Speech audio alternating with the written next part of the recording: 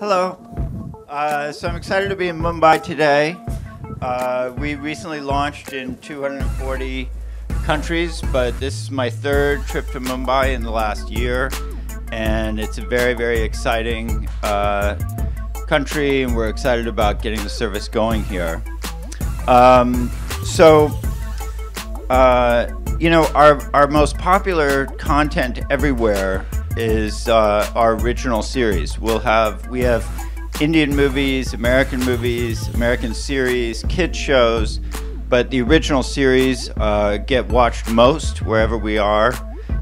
So that includes Top Gear and Man in the High Castle and shows like that. You know, we've had some success in the US with Amazon Studios with these shows. We've won the Golden Globe 2 years in a row for Best Comedy. We won Best Actor at the Golden Globe for 3 years in a row. We recently won 3 Academy Awards for Best Screenplay, Best Actor, and Best Foreign Film for The Salesman.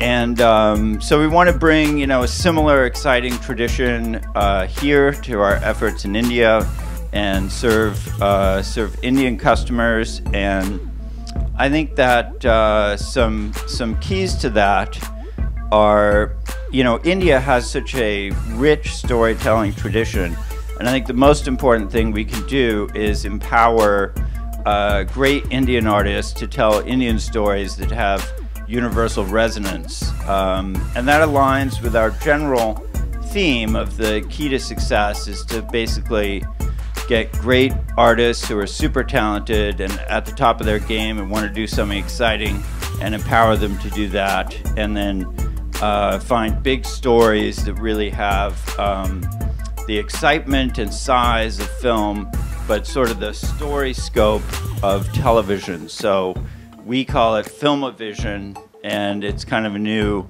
and fun thing. And I think the project we're talking about today, The Forgotten Army with Kabir Khan, who I'm about to introduce, it perfectly epitomizes what we're trying to do. So we're really looking forward to this very ambitious project that we'll shoot from here to Singapore, and so I hope everyone looks forward to it. So now let me introduce Kabir Khan.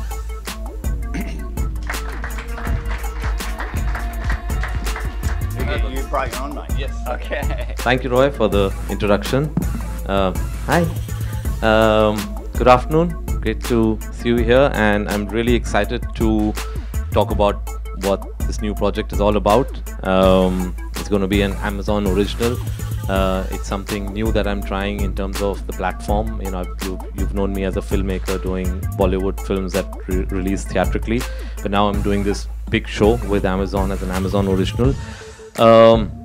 Just to give you a brief backdrop to what this show is. As most of you know, I've been a documentary filmmaker, and you know, till now derive a lot of my raw material for my films from my documentary experiences. So one of the first documentaries that I did was a documentary called The Forgotten Army, which was, in a certain sense, it became my calling card. It was the first documentary that got me acclaim, and you know, people started reaching out to me for work connected with that documentary. And this was something that I shot in 1996, and it is essentially the story of the Azad Hind Fauj as we know it, the Indian National Army, which was formed in Singapore. We've all read about this in bits and pieces in our history books. There's not much of it, but what I did was I went and tracked down 2 veterans of this army, 2 soldiers who were part of this army. Captain Lakshmi Sehgal, who was the commander of the women's infantry unit in this army called the Rani Jhansi Regiment, and Colonel Gurbakh Singh Dhillon, who was also famous for one of the 3 being tried at the Red Fort trials. They were 86, and I went up to them and I said, you know, we really don't know anything about this army and what happened in those years from 1942 to 1945 in World War II.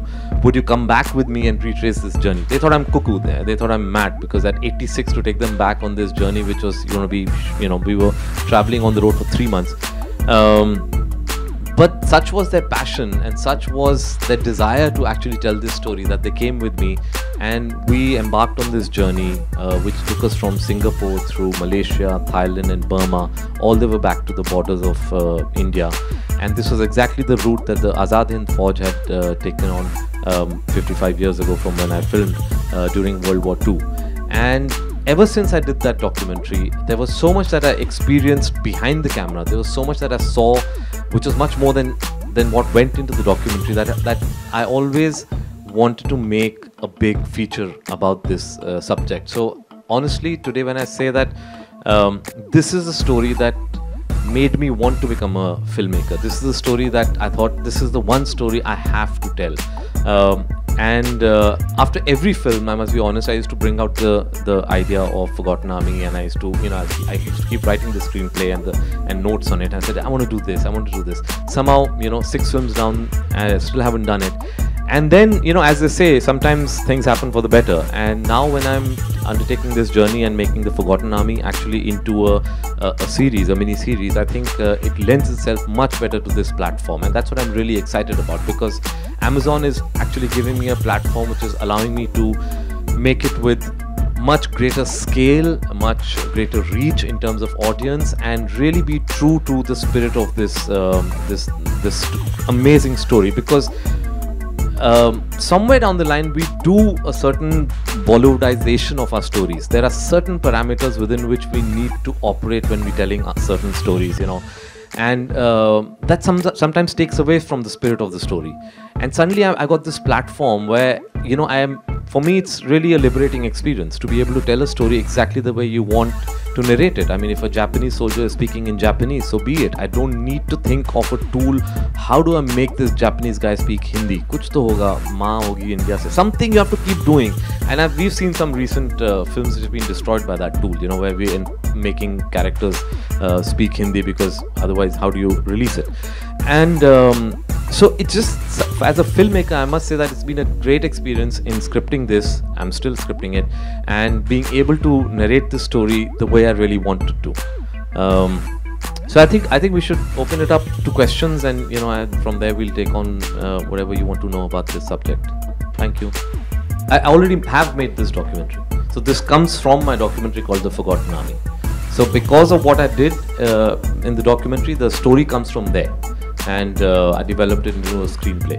Well, originally a few years ago, we did sort of have to go around and explain to people what we were doing, what the goal was, what the standards would be.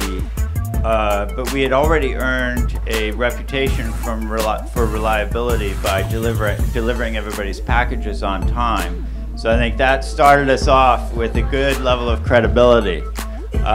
So there was definitely that period where you had to go around and talk to agents and managers and talent and explain, what we're trying to do. We're trying to do great work that people are really going to remember, that's going to stand the test of time, that's going to be the best in the industry. And I think that was the important message to communicate, so people could understand, what we're trying to accomplish and what kind of project they might think of when they think of Amazon. So these days, we don't have to explain it too much, because I think most, people are aware, but that was definitely part of the task in the beginning.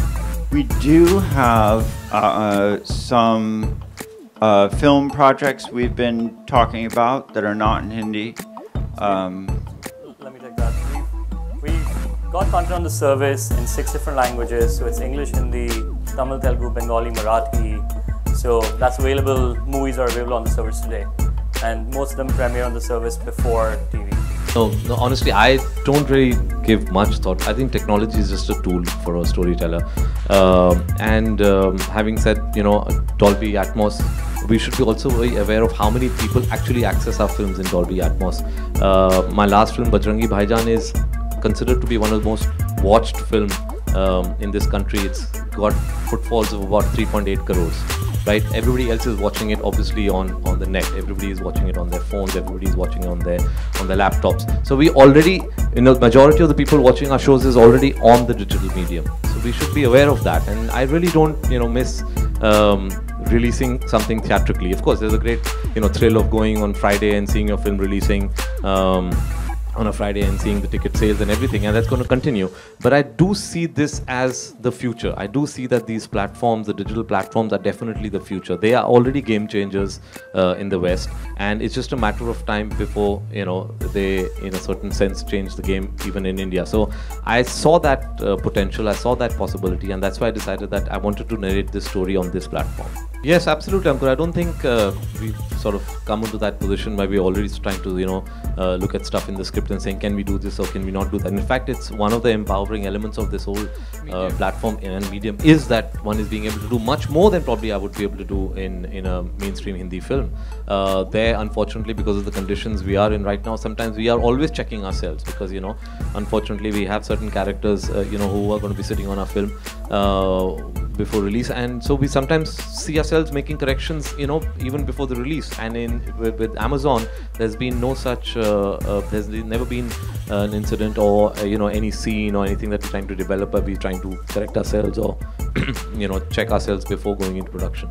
Okay, so still working on the screenplay, but yes, it is, the working title is Forgotnami. We're not sure whether it'll be the final title or not. Whether it's going to be in Hindi, yes, predominantly in Hindi, but at the same time, I think what I'm going to do is I'm going to let every character speak in the language that comes naturally to them. So there would be Japanese because there's a strong Japanese presence in the film because of the Azad Hind Fauj. There's a Burmese presence, and then of course the presence of British soldiers. So I think I'm going to, when I'm writing, I'm going to let every character speak whichever language comes to them naturally, and that's one of the greatest, I think, liberating factors for me as a filmmaker, to be able to do that.